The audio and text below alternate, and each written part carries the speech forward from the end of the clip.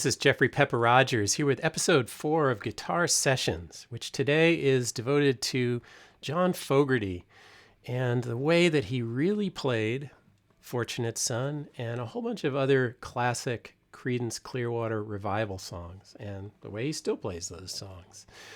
And I got to tell you, it's not the way most people play those songs. And it's not even the way that a lot of internet tab will show you how to play those songs. And that is because of one really simple but powerful little secret about that, which is that my guitar right now is tuned down a step. So right now, rather than at E, my low string is at D. And all the other strings are down a step. So I've got D, G, C, F, A, and D. And so you can see the relationship of the strings is still the same. So I can play all the chords I'm used to playing. I don't have to learn any new fingerings. And yet, the sound of the guitar just kind of registers in a different place, deeper, and opens up a lot of really cool possibilities that John Fogerty used a lot. So I had a couple chances to interview John Fogerty for Acoustic Guitar Magazine and for NPR, and I was able to talk to him a little bit about this. So one of the things that he said was that probably an early inspiration for playing this way came from Pete Seeger. His mom was a big folk music fan, took him to some festivals around Berkeley, California, 1958 to 1960, around that time. And John heard Pete Seeger play 12-string in a lowered tuning, which was kind of a lead belly style of the instrument. And he loved that sound, and so he got an acoustic 12-string himself, Fogerty did, and tuned it down like Pete, and then applied the same to a regular 6-string guitar. And I thought I'd let him tell the story himself. This is an interview I recorded with him in 2009. As soon as I could, probably about 1966, 7, something like that, I got another guitar, electric, and tuned it down, and I would do various other, it meant that you had to either retune your guitar in front of everybody, which is something that Pete would do occasionally, or else you had to have another guitar dedicated to that tuning. And I decided that would probably be a better thing to do. I kind of went down the path of that bigger D sound, pretty early in my career, and certainly as of the second album, Bayou Country, there's Proud Mary. Actually, I played that on a Gibson 175. That's what the recording, the record is. Well, yeah, I was trying to get that fat kind of acoustic sound. There's like 3 songs on that second album. Proud Mary, Graveyard Train, and Bootleg are all done on a Gibson 175 tuned down to D. There's a lot of songs in my career that I would do that with. Bad Moon is done that way. I Heard It Through the Grapevine is that lower tuning. Fortunate Son, I do that because even though it's in the key of G, I'm playing open A chords. It's what gives it that sound, especially when I go down to the 5. I'm hitting a big D chord rather than the cowboy chord, D chord on a regular tuning. All right, so there's John Fogerty, recorded in 2009, talking about how he came to this. So, so he gave a bunch of examples here. Let me give you an idea about what this all means, sort of in practice. So, one of the songs he said was one of his first ones was "Proud Mary." So I'm going to stick a capo on the 2nd fret here to simulate what the notes would be if you were in standard tuning, regular standard tuning. So Proud Mary, you very well may have seen shown like this.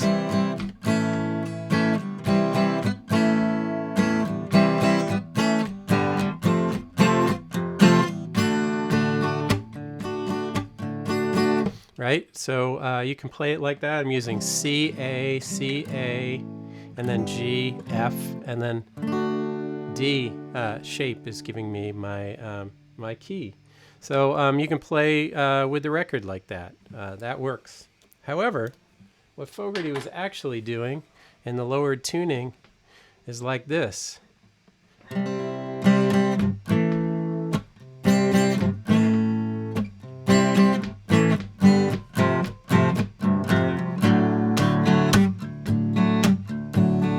So those chords are sounding exactly the same, but I'm using D to B, and then A down to G, and then when I land into the actual one chord, I'm using an E. So I've got a much bigger sounding chord, which is kind of what he was referring to, wanting to play out of E shapes rather than D. So he gets that deep sound by using the low tuning. So similarly, Bad Moon Rising, you know, you may, so if you're in standard tuning, regular tuning,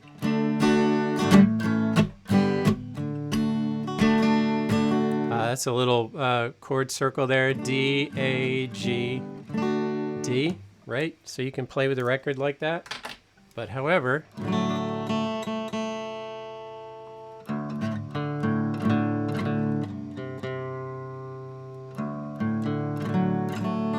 John Fogerty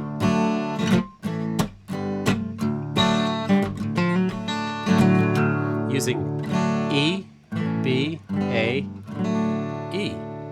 So chords are sounding the same in the same key, but they're much lower.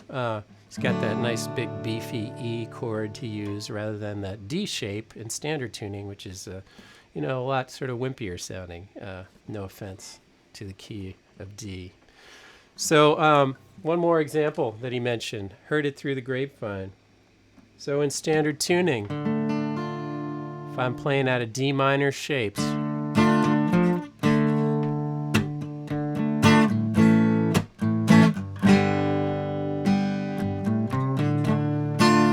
so D minor, A to G, right? Okay, that's a way you can play in the key of the record. But play it Fogerty's way, and you wind up with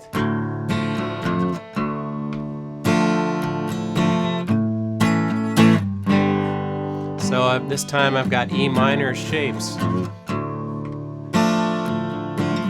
B to A. So whole different sound, different vibe that you get from the low tuning. And I also should absolutely mention here, one of the most famous examples of using this low tuning would be Yesterday. So when I learned that song, I thought for sure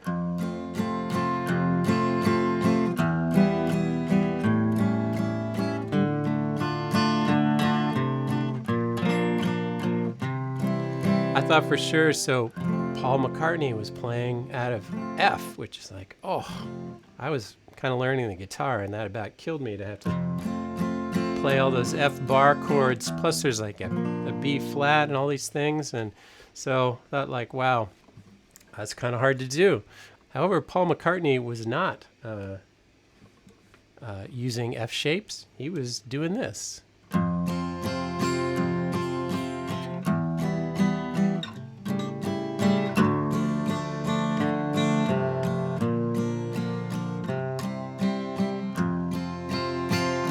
Much easier, right?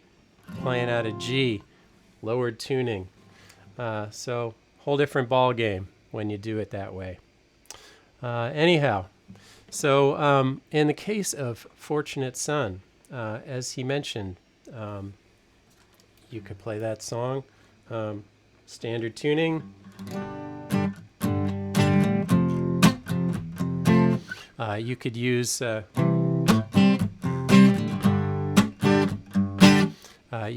G, F, C shapes like that, right? Play with the record. Or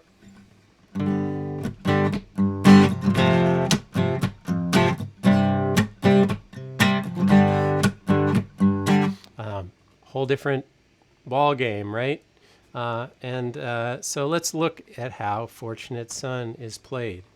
So first of all, the basic shapes of it. So I'm using key of A shapes down here in my lowered tuning, which are sounding in the key of G. And this is 5 chords all the way, power chords all the way. So I'm leaving out the thirds of these chords. Power chords, 5 chords of only 2 notes, the root and the 5th. So on the A, I'm playing only the 5th, 4th, 3rd strings. I got only A, E, A. Only 3 notes in there. Streamlined power chord, rock and roll. On the G, all I'm doing is fretting the 6th string. I'm muting the 5th string, touching that with my finger, leaning my finger against it, and then I'm playing the open 4th and 3rd strings, leaving out the other strings here. So that's a G5 chord.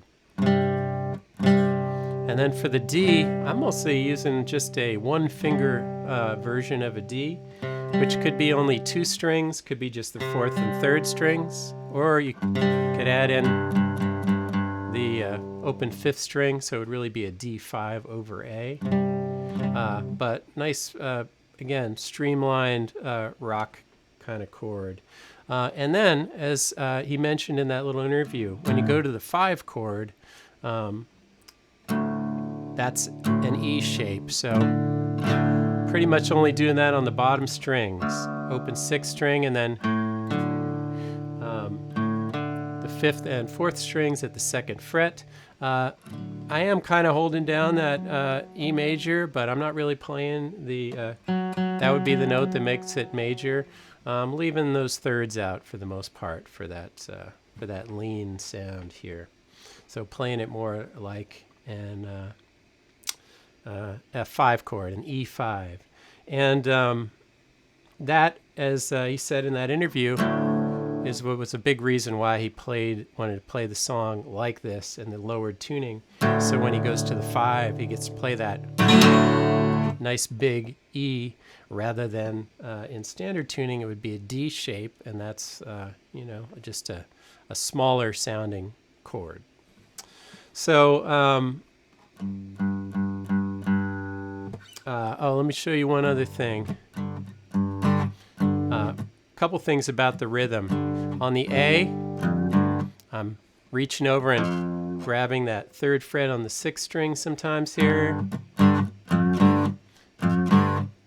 I'm doing the same thing on the D.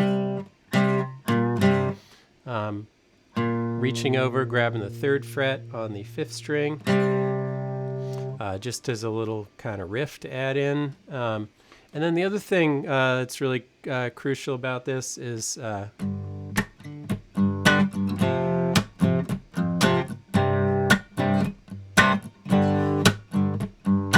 you can hear boom, boom, boom, boom, boom, boom, boom, boom, boom, boom, boom.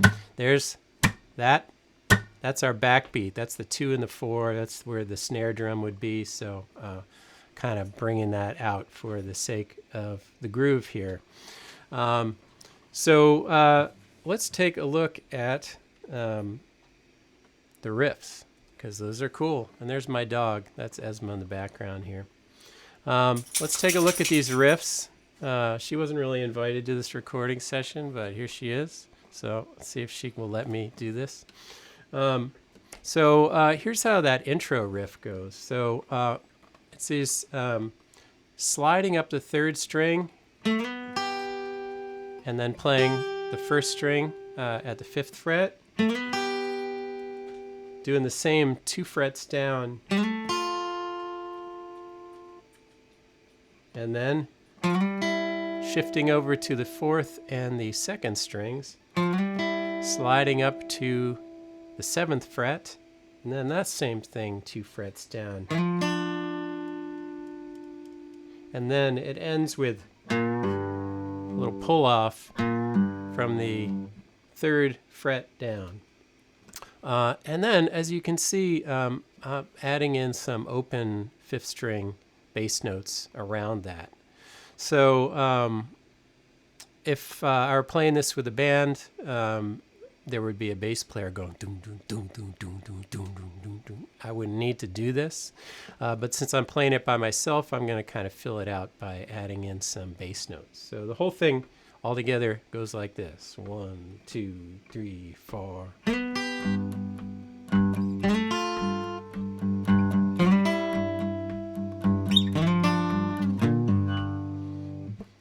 All right, there is the opening riff. John Fogerty is amazing at these riffs. So here's another riff for you. This one comes up in the middle of the tune, and is a little interlude. So this time, sliding up to this double stop, on the 8th fret on the 2nd string, and the 9th fret on the 3rd string. And then I'm just going to take this same shape and slide it around.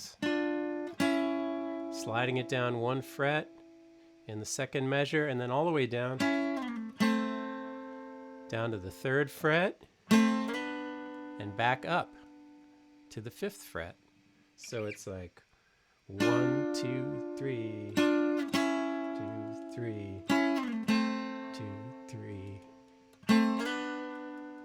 And then all I'm doing is adding in a few little bass notes just to kind of keep that going while I'm doing it. So it's like 1, 2, 3, 4.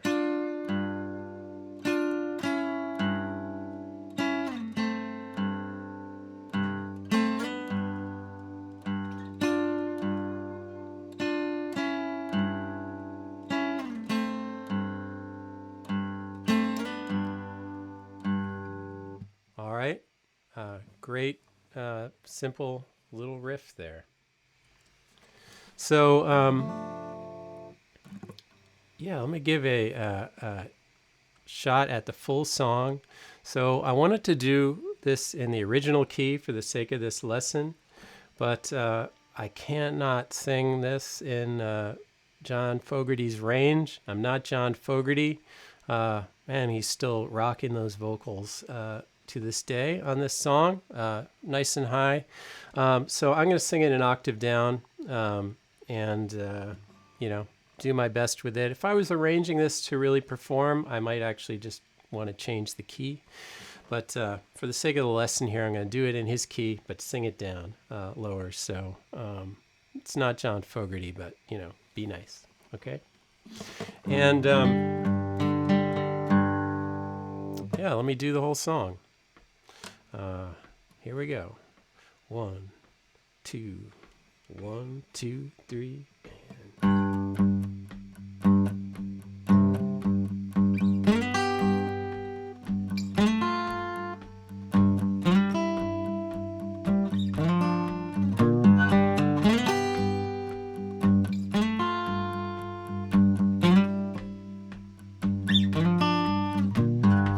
Some folks are born made to wave the flag. Ooh, they're red, white, and blue.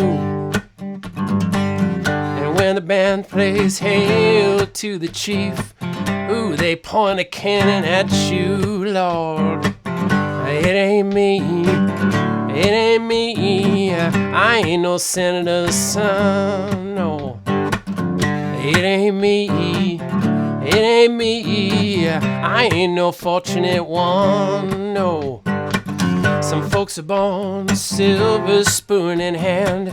Lord, don't they help themselves? Oh, when the tax man come to the door, Lord, the house is looking like a rummage sale, yeah. It ain't me, it ain't me, I ain't no millionaire's son, no. It ain't me, it ain't me, I ain't no fortunate one, no.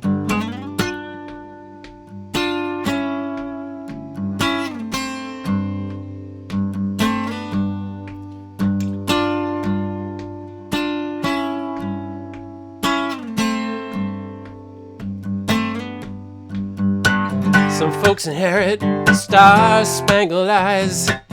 Ooh, they send you down to war. And when you ask them, how much do we give? Ooh, the only answer, more, more, more. But it ain't me, it ain't me. I ain't no military son, no. It ain't me, it ain't me. I ain't no fortunate one, no. It ain't me, it ain't me. I ain't no fortunate one, no. All right, fortunate son, John Fogerty. So the tab for everything that I'm doing here, the riffs, as well as tab for the entire rhythm part of this song, is available over on Patreon. You can join for as little as $2 and have access to all the charts and tab from this whole series of guitar sessions, as well as a bunch of other songs and lessons. So check that out. Please subscribe on the channel here, like the page, and any support is appreciated. PayPal, Venmo links are there as well. I'm putting a lot into trying to make these free lessons really useful, so I appreciate any support for this venture. Most of all, I hope you had fun rocking out a little John Fogerty here today. Once again, I'm Jeffrey Pepper Rogers. Thanks for watching, and I'll catch you next time.